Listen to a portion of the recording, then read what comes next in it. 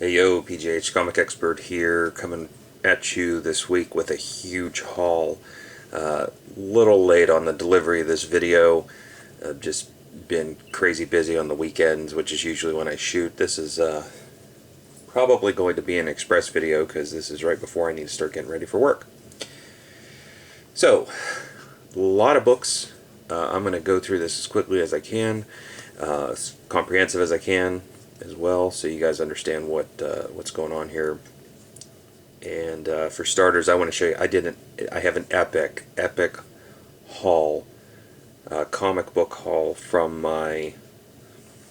They're not a local comic shop, but it is. I've mentioned them before. There is a pawn shop, like store, minus the pawning part. They buy old antiques. They fix electronics, and they sell vintage video games and comic books, records, and things like that.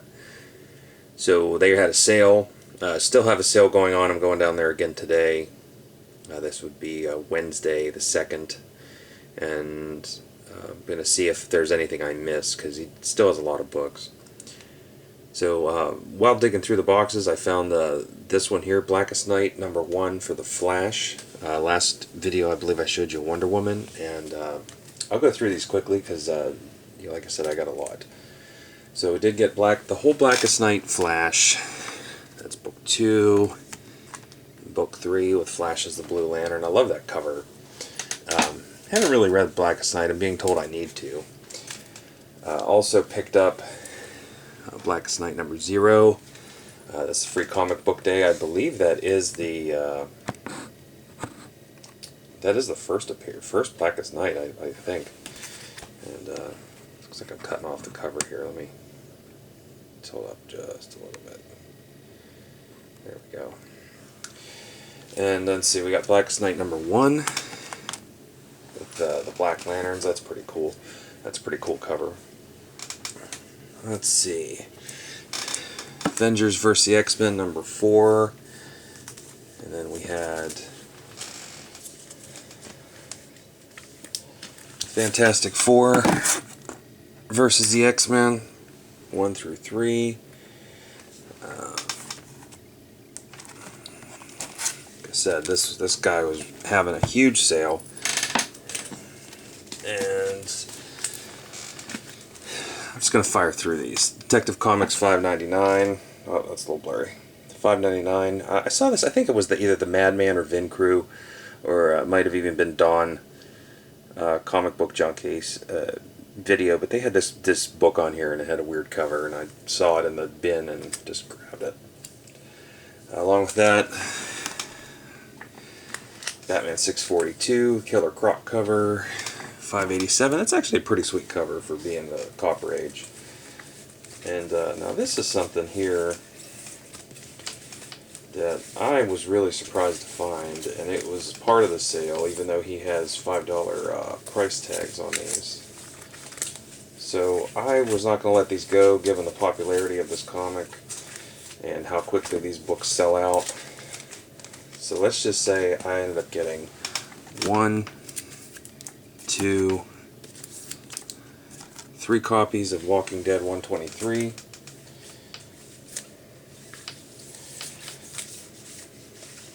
Let's see. Got 1, 2, 3 copies of 125.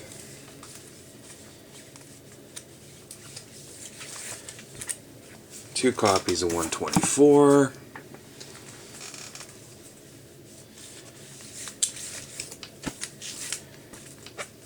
2 of 126. And then, oh, sorry, that might have been 4 copies of 124. Hold on, I just found another one. No, 3 copies of 124. 2 copies of 126. And then I got 128 and 129. So all modern Walking Dead, all for sale, because I'm not even at that part yet in my reading. Still working on that shop. So Oh, I'll show that one here in a minute. Now, I'm going to tear through some of these because there's just too many. So I did get a Walking Dead 97. That's my second copy of that one. That's Something to Fear Part 1. Who doesn't love Bartman? Bartman number 2. Donald Duck Adventures number 27. Cool thing about this one, it's actually signed by the artist, Patrick Block. He's coming to Pittsburgh here next weekend, I think. And let's see. Max number 6. Love that cover. X Factor 23. I think that's the first cameo of Archangel. Gambit number 1. It's a newsstand edition version. That's also for sale. Don't really care about that too much.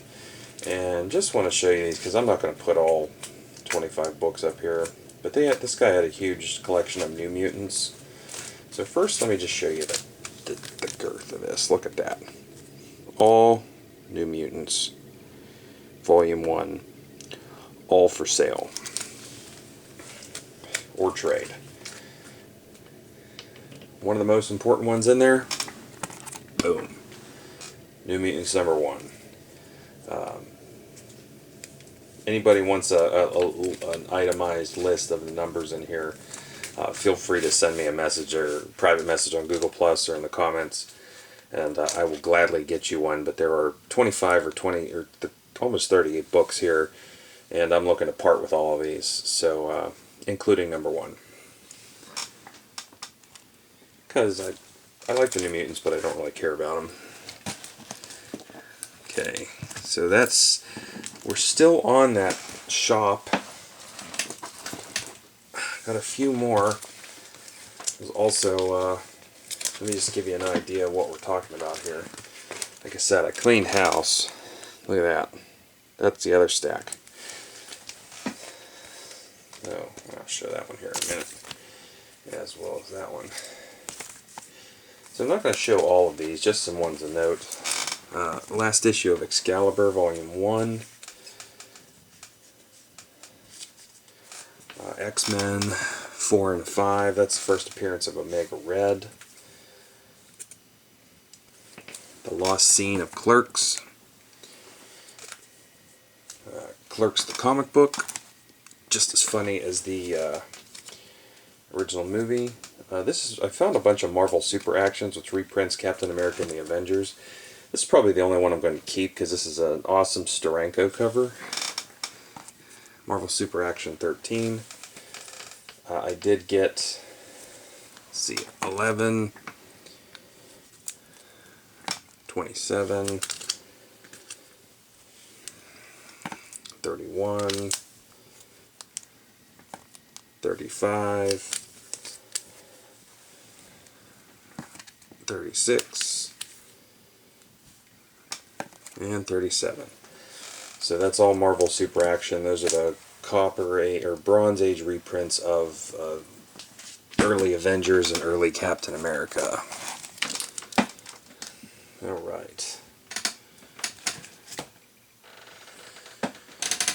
Still on that shop. I'm not going to spend much more time on it. On this stack. Basically found some of the Venom Lethal Protector series. Books 1, 2, 3, and 5. 2 more and I've got the whole set.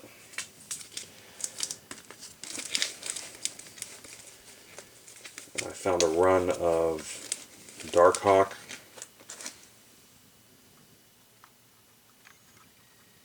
I think it's a little blurry there. Found a run of Darkhawk. Good bit of books. That's the stack. Number 1 is included in that stack. No, I like Darkhawk. It came out when I was just getting into comics, and I think it only lasted like 50 issues. All right.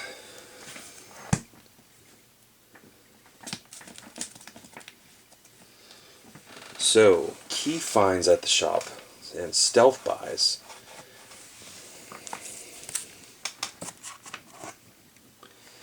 X-Men number 168.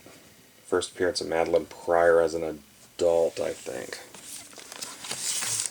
This I couldn't believe I found. All first prints. Yep. That is what you think it is. Civil War 1 through 7. All first prints. The only one that is out of sync as far as uniformity goes is number 3. It's the Thor variant, but it's still first print. How about that? That was in the case. Cost me a little more than what the sale was, but not what market is. And then finally, I couldn't believe this was in the case either, and I haggled them down on this one to just under $10. Deathstroke the Terminator number 1. I know I probably could have bought that cheaper, but could I have got it cheaper with Mike Zeck's signature? And that is Mike Zeck's signature. He did the cover. The guy had no idea. So I think this guy, so he sees me come in, I think he's like, oh shit, you know. Okay. What am I at? 11 minutes. Varying away from comics here, just for a minute. I want to show. My wife and I have been cleaning out the house lately, and I came across a couple of interesting items that I'm definitely going to be selling. Definitely not a comic, but that's actually a Bill Elliott number 9 Coors model, scale model. I found that still sealed in the box, and I knew that back then, whenever I used to actually watch racing when I was a kid, you weren't, and I used to build, I had a whole wall of these models at my parents' house. You couldn't buy these in like Kmart or, you know, hell, we didn't even have a Walmart in my hometown back then. It was just Kmart and hobby store. There was like another hobby store. You couldn't even buy these because they had the beer logos on them. And there was some kind of weird thing that nobody carried, like any of the cars that had beer logos. So it isn't really going for much on eBay, but it is still sealed in the package. It looks like the plastic cellophane's starting to wear away a little bit, but I've never opened this one. I found the blue one too that I did actually attempt to build at one point in time. That's the Coors Light car, but this one here is still sealed, and I'm probably going to get rid of it. Found that too. That's that Tom Cruise racing movie, Days of Thunder, from the 90s or 80s. Still sealed in the package too. That was actually the first car that Tom Cruise rode or drove in that movie. So I just thought it was weird. Like I said, I was cleaning out some stuff and I came across these, and I must have picked them up from my parents' house or something. Because otherwise, I don't know if they'd have gotten here. Alright. Epic eBay haul, but before I do that, just some local comic shop finds. Newer books. Let's see. Screeching Halt here. McFarlane's new title, Savior number 1. I picked it up because it's McFarlane. Although I did just sell a bunch of his stuff to a coworker. Rye number 1 from the new Valiant. He had Batman number 40. That's my second copy of that one. That's I have a variant cover. But that is the I guess that's the spoiler alert. I believe that's the death of Batman and the death of Joker. But we all know nobody really dies in comics. And then I picked up this one here. I think it was either the Madman Mercenaud or Vin Crew or somebody had this book. And they said they hadn't read it yet. And I skimmed through it. It looks kind of cool. Like, this guy looks pretty cool. I guess his name is Mr. Bloom. I really like the cover. I'm not really into collecting the modern Batmans. I mean, I have number 1 and I have the Death of the Family books, but and I read the digital versions of Court of Owls and Death of the Family, and I thought it was all great and everything, but I actually just sold all of my Death of the Family, with the exception of the number 13, so, I don't remember, I think it was 13. So, I really have no interest in keeping Batman for key issues, but I think this is, it's possible that this guy's going to be a major villain as Mr. Bloom, and I don't think I've ever seen him before. So if anybody knows, correct me if I'm wrong or if I'm giving you guys misinformation. I mean, this is just You know, I'm more of a copper, bronze, and silver age expert, and some golden as more than I am the modern stuff. So, you know, I know my name, PGH Comic Expert, says expert, but it's only with certain eras. So, anybody wants to fill me in on that one if there's anything special about this specific character, by all means. But beautiful cover though. Capullo did the artwork there. Okay, I did have a second print of the Part 4 of the Death of Snake Eyes, second print variant cover, I believe. Picked up Archie number 2. I picked up the first Archie. I only tend to buy the new Archie books if they're paying any kind of homage to the original. And this one here is paying homage to like late Silver Age Archie with this caricature sketch. So and it has all the original characters drawn in the background the way that they were drawn in the old comics. So that's really the only interest I have in Archie. And last one I picked up at the shop, I do have a number 1 coming in the mail, but it had issue number 2 of Outcast, and I thought that that looks like it has some promise in there. I think they're making a show on Cinemax. Alright, that's local comic shop. Now it's time for my epic eBay haul. You guys are never going to believe this stuff. Stick around to the end, because I've got a huge surprise for you. Okay, thank you to Dawn Comic Book Junkie for pointing this out to me. This is the Virgin variant retailer exclusive. I think that's 213 or 214. I don't know. It's the silent interlude for the Death of Snake Eyes. It's the Virgin variant cover, and apparently only 800 of these were ever made. So I do have one. That's a beautiful cover. It is paying homage to the Silent issue, which is a prominent Snake Eyes and Storm Shadow issue in the original G.I. Joe series. So beautiful, beautiful cover. Alright, skipping ahead to some magazines here. So ended up scoring these. I'm trying to get the Metamorphosis Odyssey, and for those of you who do not know what that is Dreadstar. So nobody bid on these, and I ended up getting them for $1.50 a piece. Epic Illustrated number 2.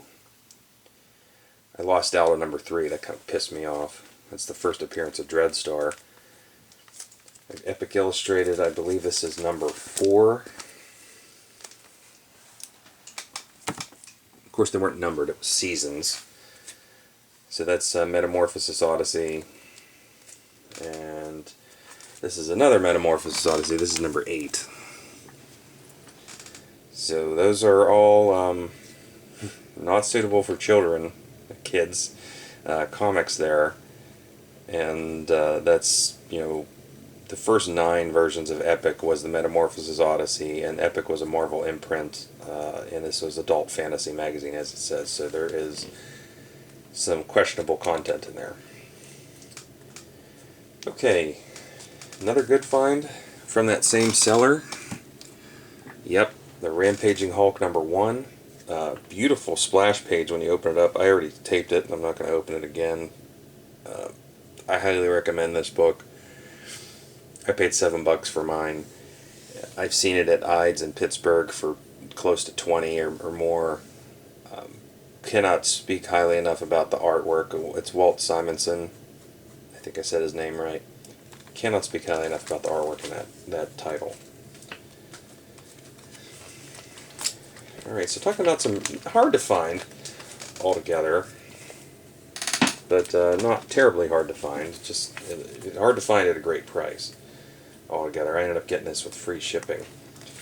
But this was, let's see if I can fit all these on here. DC did a rendition of Space Ghost. And that's the whole miniseries, 6 issues, and that's a beautiful painted Alex Ross cover. Definitely not your kids' version of Space Ghost. It's number 2, number 3, number 4, 5, and 6. I read that story. It is a good space ghost story. I think it was the way he was meant to be. Okay, moving along. Stick around. I have a surprise here at the end. Alright, so another really hard set to find. And I found all 3 of these for less than $40. It's usually a lot more on eBay. Jason versus Leatherface from Topps Comics. Really hard to find these. I've never seen this book in the wild. This came out right around the time I quit collecting comics. And it's a really screwed up story. I did read it. Kind of cheesy writing, but it does say suggested for demented readers. So just imagine that you've got the saw versus the machete. It's an interesting story. So if you ever see that for dirt cheap, I highly recommend picking it up, because these are going on eBay. Single issues are going on eBay of this one. Number 1 is going for around $100. Number 2, it's like a $40 book solo. And number 3, I think, is also a $40 book solo. So you definitely want to pick these up if you find these in the wild, and especially if they're cheap, because even if you're not interested in this title, you can flip it. You know, what I do is I buy comics even if I'm not interested in them, but I know it's a hot book. I will buy it, and then if it's at a deal, I will flip it or trade it so I can get the books that I want. That's the only way you're really ever going to build a collection, your ultimate collection. Now the fun begins. Are we ready? Incredible Hulk number 172. Hulk versus the Juggernaut. Check that out. Action cover. Really happy to find that book. Been looking for it for a while and got it on eBay for a price that I wanted. Okay. Hulk 182. That is the second full Wolverine.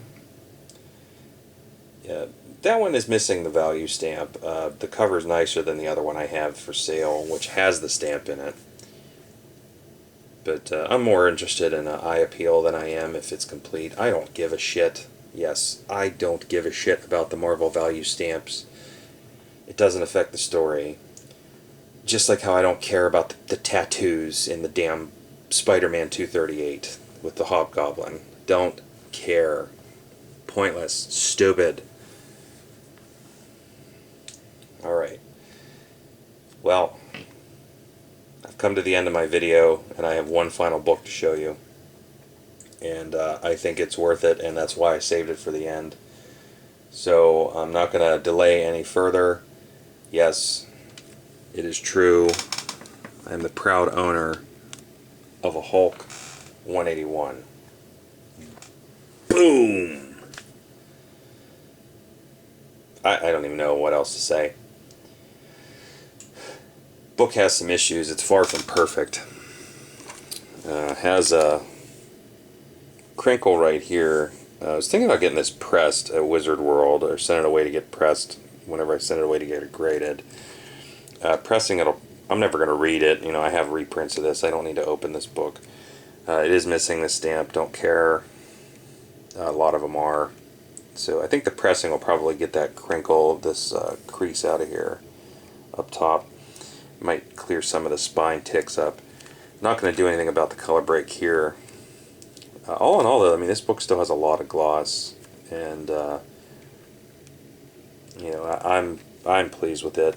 This is the first full appearance of Wolverine, Herb Trimpe cover. And here's the weird thing about this, and I don't know if the seller even knew this was there, but when I took it out of the package, because I took it out of the bag that was in and put it at My Light, there's a signed postcard from Herb Trimpe on the back.